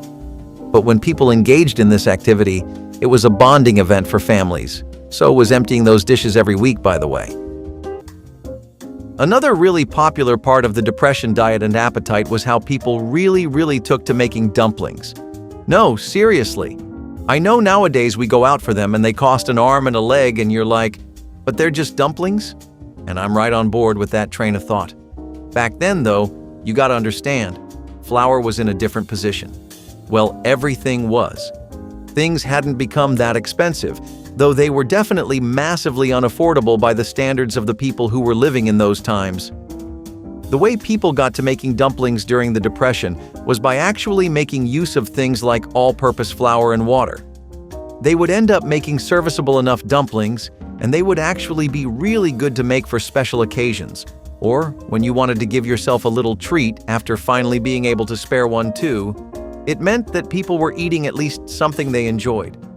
It wasn't popular in just communities that had traditions around dumpling making too, but those communities outstretched their hand and taught people all the tricks they could to make better ones. Community living was a real thing back then. It had to be. People were simply more resourceful in numbers. Before refrigeration, before canning, and long before preservatives filled ingredient lists, people turned to the most reliable food preserver of all, the sun. Sun-drying fruits and vegetables has been a practice for thousands of years, transforming fresh harvests into long-lasting, nutrient-dense staples. Ancient Egyptians dried dates and figs on rooftops, while Romans sun-dried grapes to make raisins, ensuring they had energy-packed food even when fresh produce was out of season. In Mediterranean climates, sun-dried tomatoes became a pantry essential, while in Asia, drying chilies and mushrooms ensured year-round flavor. Native American tribes dried berries for pemmican, a high-energy food that sustained hunters and travelers. The process was simple: slice, spread, and let the sun do its work. And with no need for fuel or electricity, it was as sustainable as it gets. Even today, sun-drying hasn't disappeared. Home gardeners, food preservers, and chefs still rely on this technique to intensify flavors and extend shelf life. Dehydrators may speed up the process, but nothing quite matches the taste of fruit dried by nature itself. The trick of smoking corn husks for deep, sweet flavor might sound simple today, but it was revolutionary in the world of ancient cooking. Corn was life to many native communities, not just a crop, but a living gift. Every part of it was precious, especially the husks. By soaking them lightly and laying them over hot coals or wrapping food inside them, cooks could infuse whatever they were making with a smoky, sweet richness that no wood or spice could ever truly replace. Smoking corn husks became a way to turn plain dishes into something sacred, layering that faint sweetness into meats, vegetables, even simple bread. It was an invisible ingredient, a secret handshake between the land and the plate. Today, a few high-end restaurants still use this trick, usually without telling you, because the result feels so natural, so impossibly rich, that diners are left wondering what kind of sorcery they have just eaten. But corn was not the only plant they turned to for hidden flavor and power. If you knew where to look, even the tallest pine trees offered a secret recipe for survival. Pre-freezing pies really helps before you delve deep into that baking rabbit hole, and it's for two reasons. You get a much flakier crust, which I'm assuming is something you want, and the fillings also stay really even, which I know you want. So, there are some sciencey reasons behind why this happens, and we'll definitely be getting into them. But if you're here for the too long, didn't read the version, then basically, moisture control, temperature regulation, and it helps keep the fat. Now, for the actual explanation. So, pie dough has a lot of cold fat, and that's what helps make that really flaky texture in the first place. Pre-freezing helps to solidify that fact and make sure the fat remains as solid as it can be, and the fat hopefully maintains its structure too. Plus, when you usually bake a pie without freezing it, the soft, soggy, and moist filling can keep the bottom crust really soggy.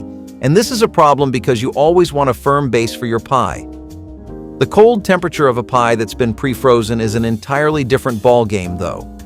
This helps slow the process down in the oven, and overall, the fat at the bottom of the dough solidifies before the filling has a chance to soften it up. The filling itself is also getting more set and firm, and that's because being frozen helps keep it in a solid state, which helps make sure that it cooks more evenly. So, just a small trip in the freezer can give your pie the pick-me-up it needed, huh? Now, you've probably heard your grandmother emphasize the importance of always keeping your pasta dry. But have you ever thought about why that is?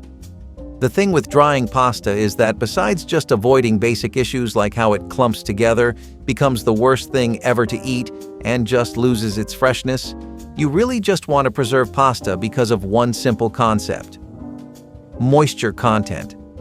Like we've discussed before, moisture is something that bacteria and mold need desperately to grow. If they don't get it, they're liable to have a breakdown, figuratively and literally. This is why drying pasta has been such a tradition in Italian culture and just about everywhere that popularly consumes it. Drying your pasta reduces the water content by a good 15%, and that helps the pasta achieve a much higher shelf life. I'm talking months, and if you really know how to preserve, then even years. Don't believe me? Trust me, there's an Italian on YouTube with an essay on it. Long before grocery store yeast became the standard, bakers across the world relied on a simpler, more natural process: sourdough bread making. This ancient method dates back over 5,000 years, with evidence of fermented bread found in Egyptian ruins. Unlike modern bread, which rises with the help of commercial yeast, sourdough depends on wild yeast and bacteria from the environment. The result? A slow fermentation process that not only gives sourdough its signature tang, but also makes it easier to digest.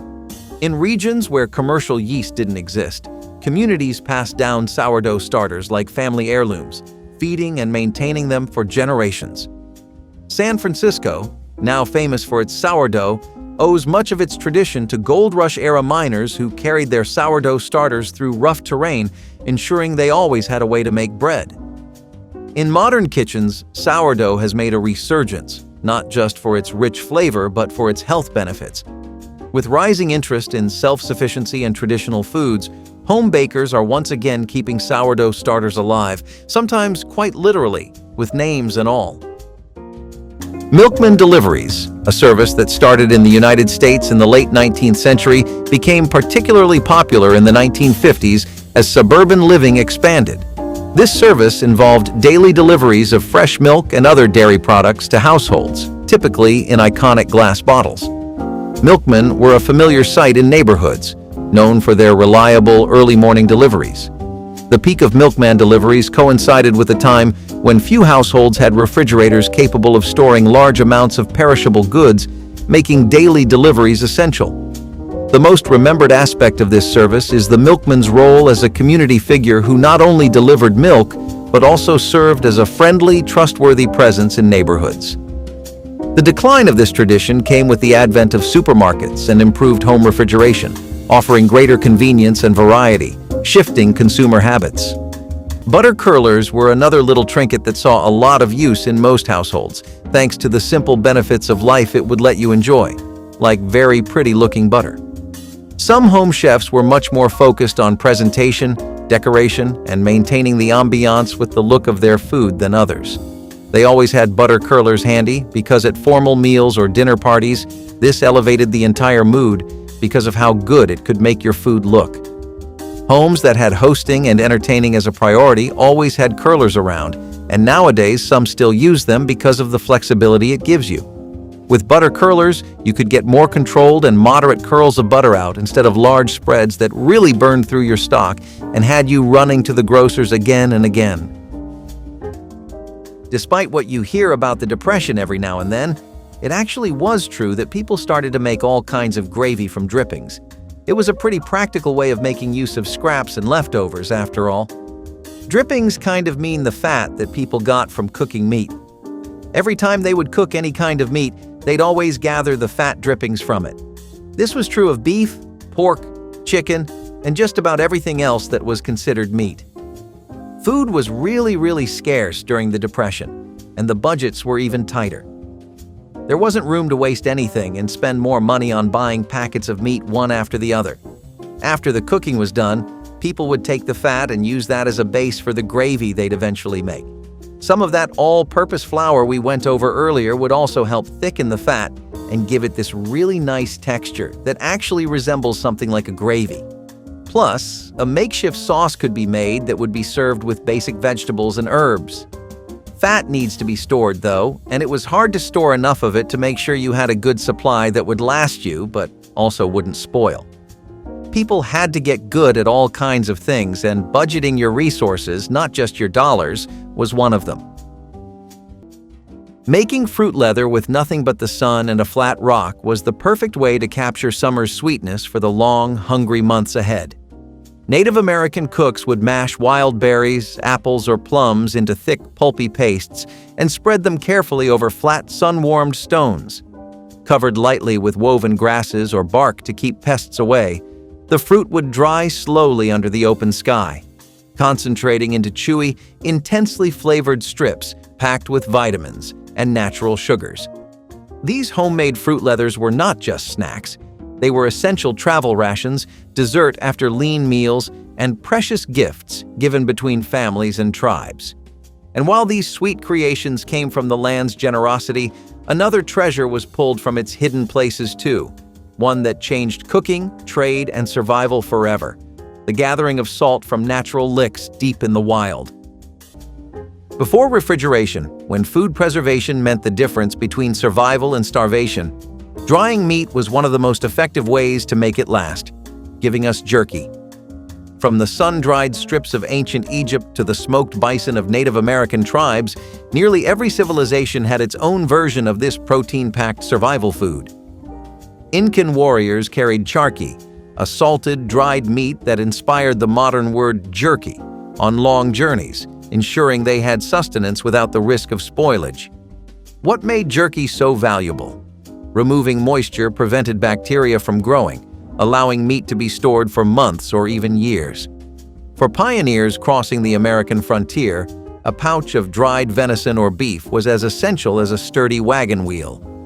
Cowboys, soldiers, and travelers alike depended on jerky for its lightweight, high-energy nutrition, a tradition that still holds up today, whether on a hiking trail or a long road trip. Despite the rise of freezers and preservatives, jerky hasn't lost its appeal.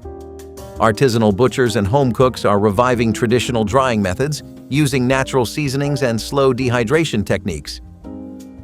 Then there were soda fountains, these delightful fixtures of American drugstores going strong since the late 1800s. They hit their stride in the mid-20th century as places where folks mingled over milkshakes, sodas, and ice cream sodas. These charming spots became central to social life, peaking in popularity in the 1940s and 1950s. The soda jerk, as the attendant was called, would mix various flavored syrups into carbonated water, creating delightful drinks on demand. Customers often sat on stools at the counters, enjoying their treats in a lively atmosphere. Soda fountains offered a unique charm, providing a space where people of all ages could gather, socialize, and enjoy refreshments. However, they declined with the rise of fast food restaurants and changes in retail practices as quicker service models became more popular, overshadowing the slower, more social soda fountain experience. Jell-O molds were a typical 20th century snack that let people get creative and fashionable with their desserts. You could use them for gelatin-based dishes or jelly bowls and cakes, and they were very common at parties and family gatherings.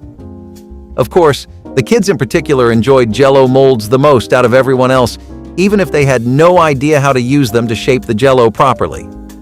That is probably why every grandma always had some of these, though, so that when their grandkids eventually did come over, they could enjoy playing around with their food a little before. After all, they would probably get scolded for doing so at home. To be honest, most Jell-O mold brands got really popular in the 1960s in particular as they became a convenient trend since Jell-O was also getting more and more popular. Ash baking was one of the most brilliant and humbling ways Native American cooks created bread without any tools, fancy ovens, or even a proper surface. When you needed to eat, you did not wait for the perfect setup. You dug into the earth itself. Dough was shaped into rough rounds and placed directly onto a bed of hot ashes and embers, then gently covered with more hot ash. The bread would cook slowly, surrounded by a blanket of heat, becoming crusty on the outside and pillowy soft on the inside. If a little ash clung to it, so be it. You brushed it off and bit into a smoky, earthy flavor that modern kitchens would pay fortunes to recreate. It was cooking stripped down to its raw, purest form, food born right from fire and earth. Today, ash-baked bread might seem primitive, but taste one bite of it, and you will understand exactly why this method lasted for centuries. And if you thought bread from ash was wild, wait until you hear how native chefs used cactus to transform even the toughest, most stubborn pieces of meat into buttery, tender feasts. Using charcoal powder to enhance meat flavor and aid digestion sounds almost too wild to be real, but for Native American cooks, it was a smart, practical tool built from hard-earned wisdom. After a fire burned down to pure white coals, small amounts of fine charcoal powder were sometimes sprinkled over cooking meats or even mixed into marinades. The charcoal acted as a natural purifier, absorbing toxins and helping break down tough fibers inside the meat, making it not only more flavorful but also easier on the stomach. Some healers even mixed tiny amounts into drinking water after big meals, trusting charcoal's natural ability to soothe digestion and guard against sickness. It tasted like the earth, the fire, and the sky, all wrapped up into one unforgettable bite. And if you thought using charcoal was clever, wait until you hear about how deer fat candles turned slow basting into an art form that even today's chefs can barely rival. Long before electric ovens and gas ranges, people relied on one powerful element to bake their bread: wood-fired ovens. Dating back to ancient civilizations like the Romans and Egyptians, these ovens were a cornerstone of communal baking, producing loaves with crisp golden crusts and soft, airy interiors. The secret? Radiant heat from the wood, which creates a unique cooking environment that no modern oven can quite replicate. This wasn't just about bread. From Italian pizza napoletana to Middle Eastern flatbreads, wood-fired ovens shaped culinary traditions around the world. In medieval Europe, entire villages shared large communal ovens, where families would bring their dough to bake for the week. Even today, certain styles of baking, like the French boulangerie tradition, still rely on wood-fired methods to produce their signature flavors. Despite the convenience of modern appliances, wood-fired ovens are making a resurgence. Artisan bakers and backyard enthusiasts alike are rediscovering the depth of flavor and rustic quality that only an open flame can provide. And in an era where sustainability is key, a wood-fired oven requires no electricity, just a steady supply of fuel and a little patience. One of the best ways for sustenance during this entire fiasco was easily corn. Cornmeal, in specific, was really helpful for the masses. This is because corn was one of the few crops that America could grow native to its own soil. It was also one of the few crops that was not experiencing massive amounts of failure during harvest. I really can't stress how bad this time was for the land as well, not just the people. The Dust Bowl was something that left all kinds of consequences on the face of the country. Crops seriously were never ever growing. People were trying to find their green thumb and get something going in victory gardens, which is a whole other concept we'll talk about later. But it wasn't really working. Cornmeal was the perfect thing to rely on for many reasons. First, you didn't run into these kinds of issues when you were making some simple cornmeal. Second, if you couldn't grow it because you just didn't live near any regions that had fertile land or were from the places struck by the bowl, then you could buy it for dirt cheap. Third of all, and this is the real kicker, there are actual detailed documents the size of mini novels that show you all the different kinds of recipes you can make with cornmeal. It also really helped that most of these recipes were really easy to make and adaptable to what you had on hand too. That on its own wasn't really going to fix people's massive issues with hunger, though. The thing people really needed wasn't another do-it-yourself way to get rid of leftovers and make something of them, but to keep their appetites as low as they possibly could. One of the best ways to do it, as I previously mentioned too, was to up your intake of fiber. Yet how is someone supposed to do this on a budget that's already been spread so thin? It gets really hard, and after a while, equally tiring. Oatmeal, and adding it to every single thing available, was a fine way to do this. Oatmeal was one of the most valuable players in any household's pantry and cabinets for many reasons. One, it was cheap. This automatically puts anything in most people's top 10 during the Depression. Two, it had a lot of fiber, so between those soggy bowls of oatmeal, you would feel a lot less hungry. Three, it was chock full of protein, and nothing about the awful state of the country changed that. All that together made it one of the best fillers you could possibly use for a meal. Using pumpkin shells as nature's crockpots was one of the most visually stunning and practical techniques Native American cooks ever invented. Imagine carving out a big, sturdy pumpkin, filling it with a mixture of meats, roots, grains, and herbs, and setting it carefully near a low, steady fire. The thick pumpkin walls would slowly roast from the outside while the food inside simmered gently, absorbing all the sweet, nutty flavors of the squash itself. The pumpkin became pot, oven, and seasoning all in one, with no waste and no need for heavy metal tools. When the meal was ready, you simply cut into the tender pumpkin itself and ate it alongside the hearty stew it had helped create.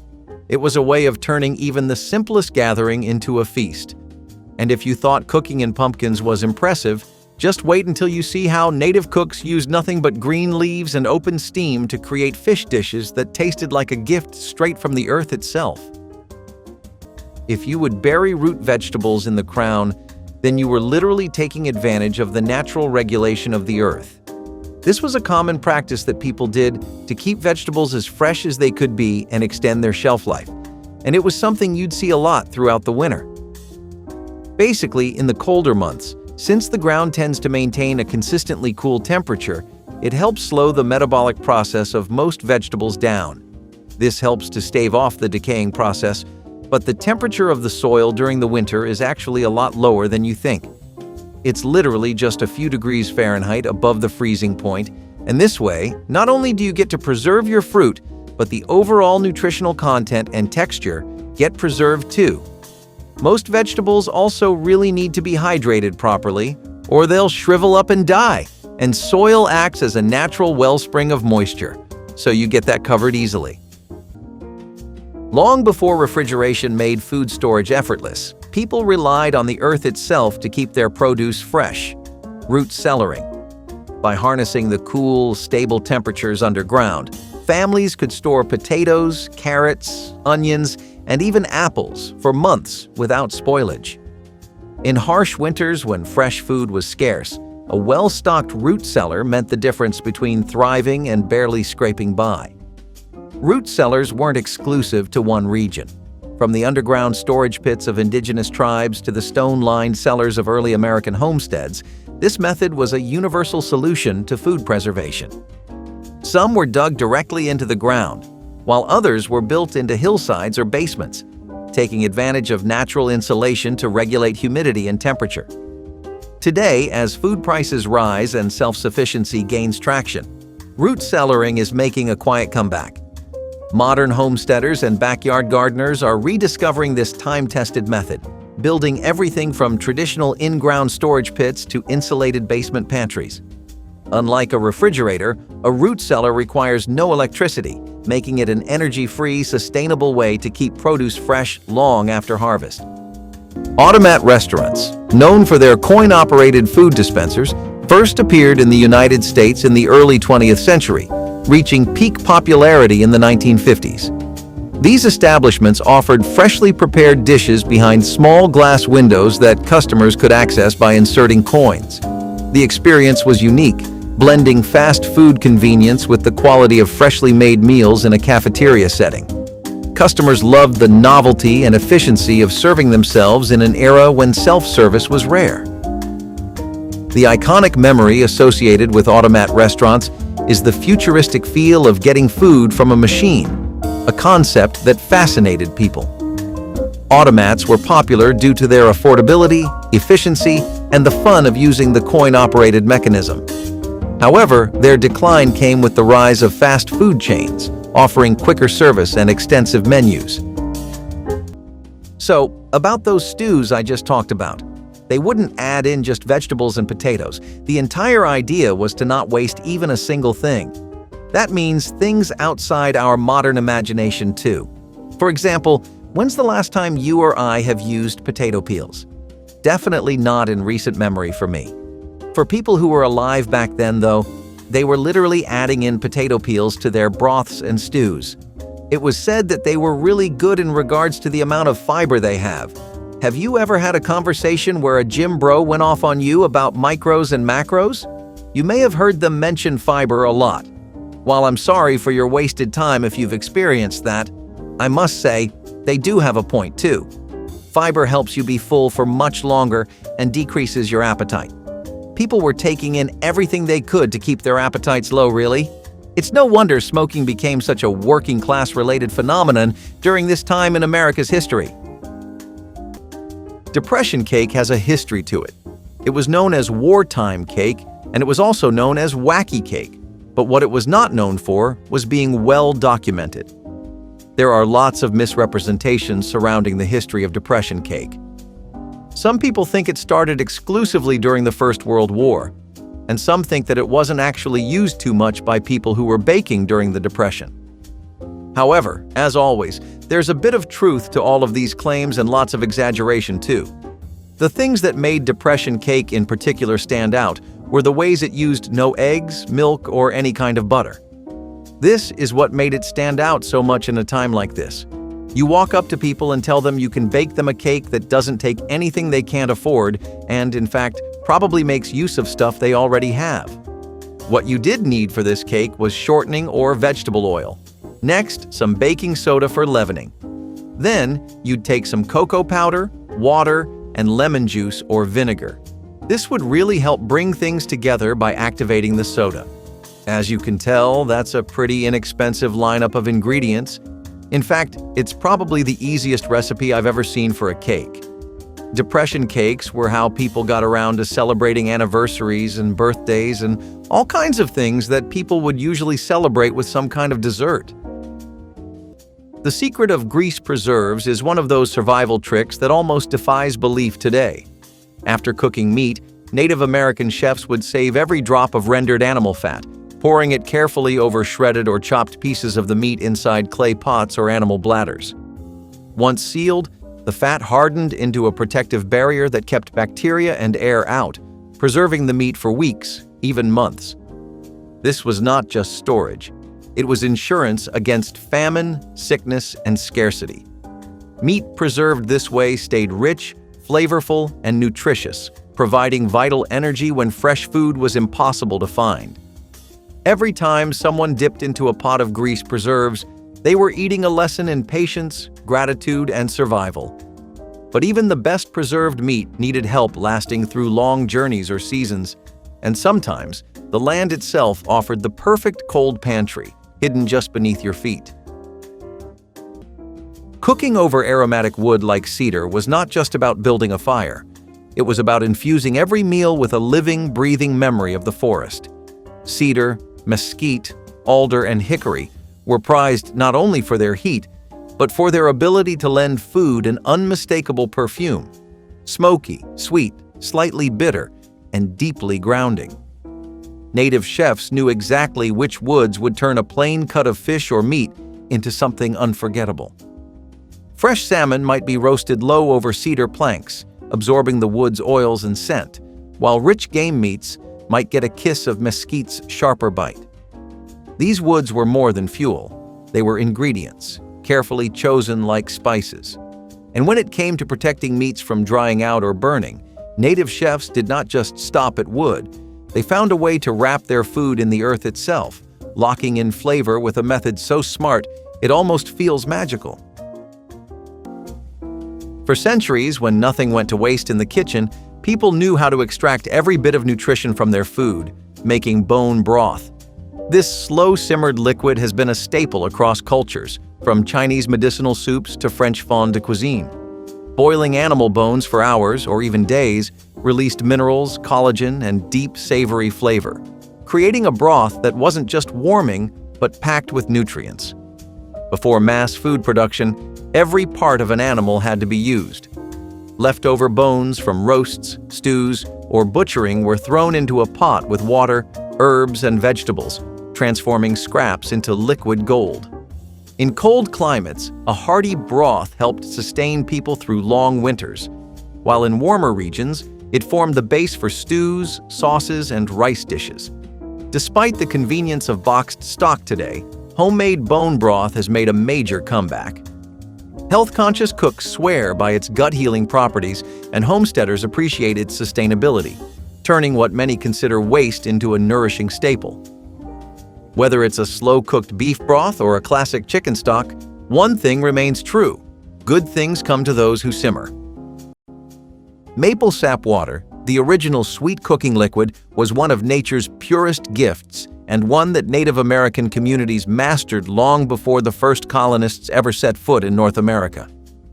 In early spring, when the nights were still cold but the days warmed just enough, sap would begin to flow through the veins of maple trees. Native foragers would tap these trees carefully, gathering the clear, slightly sweet liquid that poured out. It was not yet the thick, sticky syrup we think of today.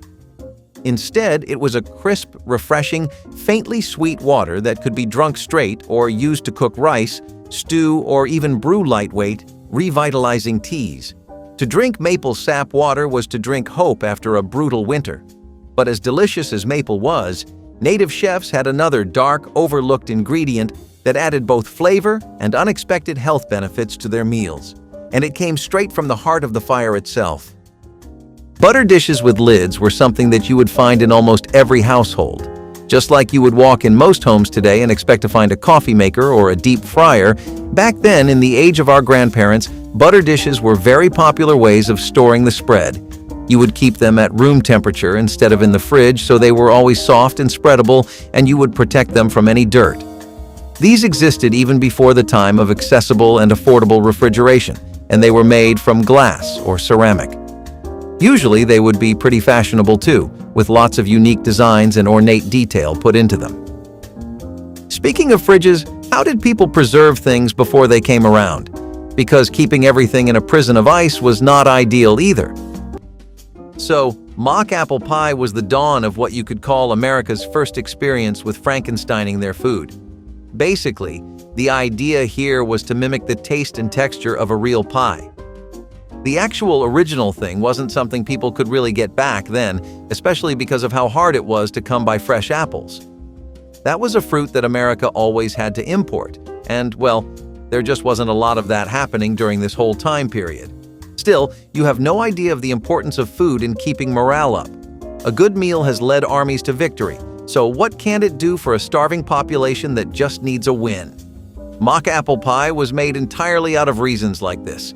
The filling was made from soda crackers, and they would actually soak in all kinds of liquids from the filling.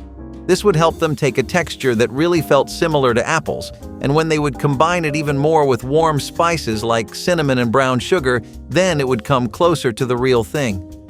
Pantry staples like these, which were still somewhat available, were really helpful during the Depression.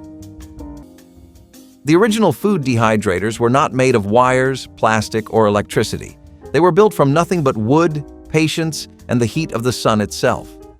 Native Americans constructed simple wooden frames, stretching thin strips of meat across them like rough tapestries.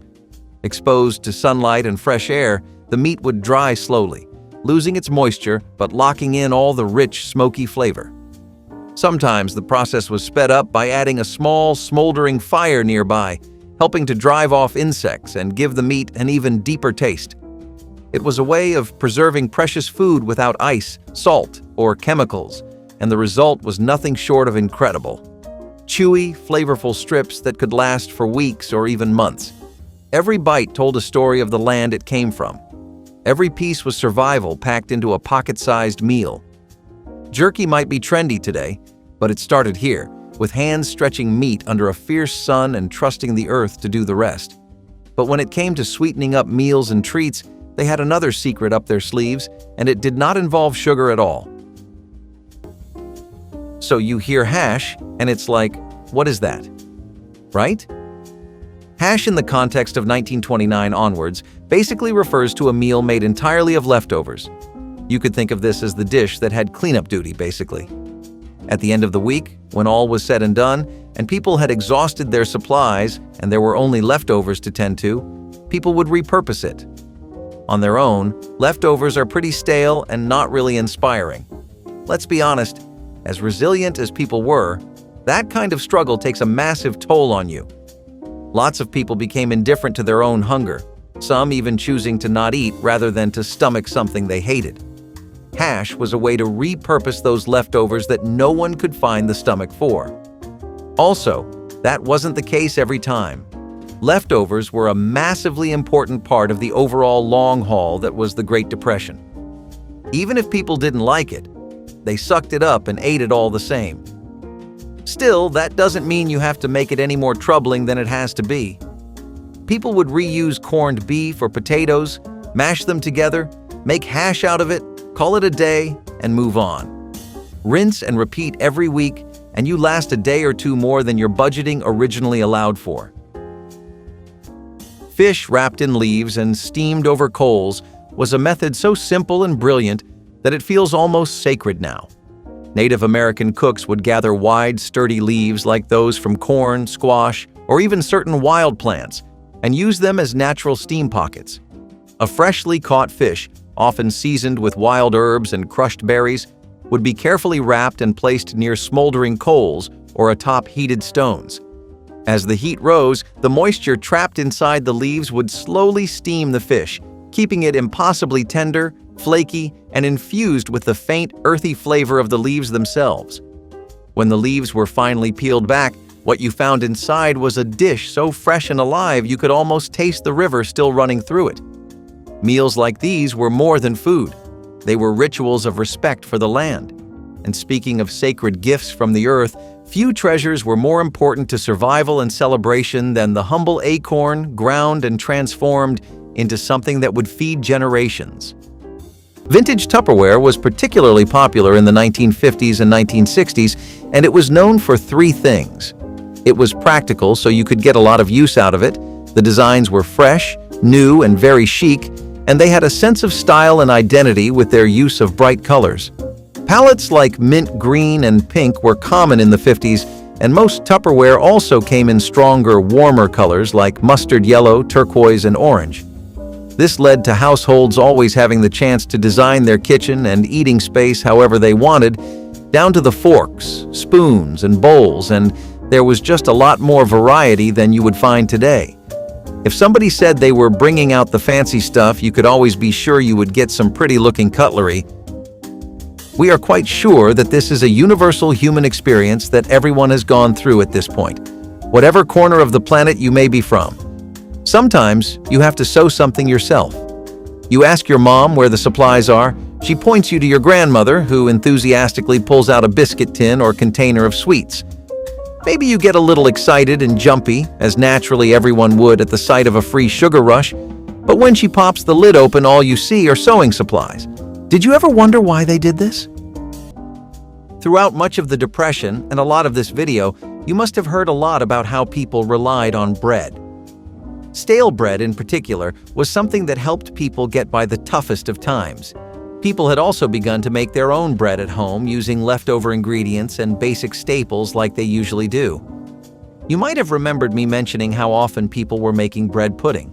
Well, they'd take stale bread, some substitutes for sugar, and some basic spices, and then they would leave the bread to soak in milk if they had any.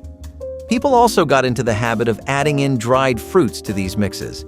Plus, there were other ways besides just soggy pudding to make something out of stale bread. You could fry it, especially in butter or lard.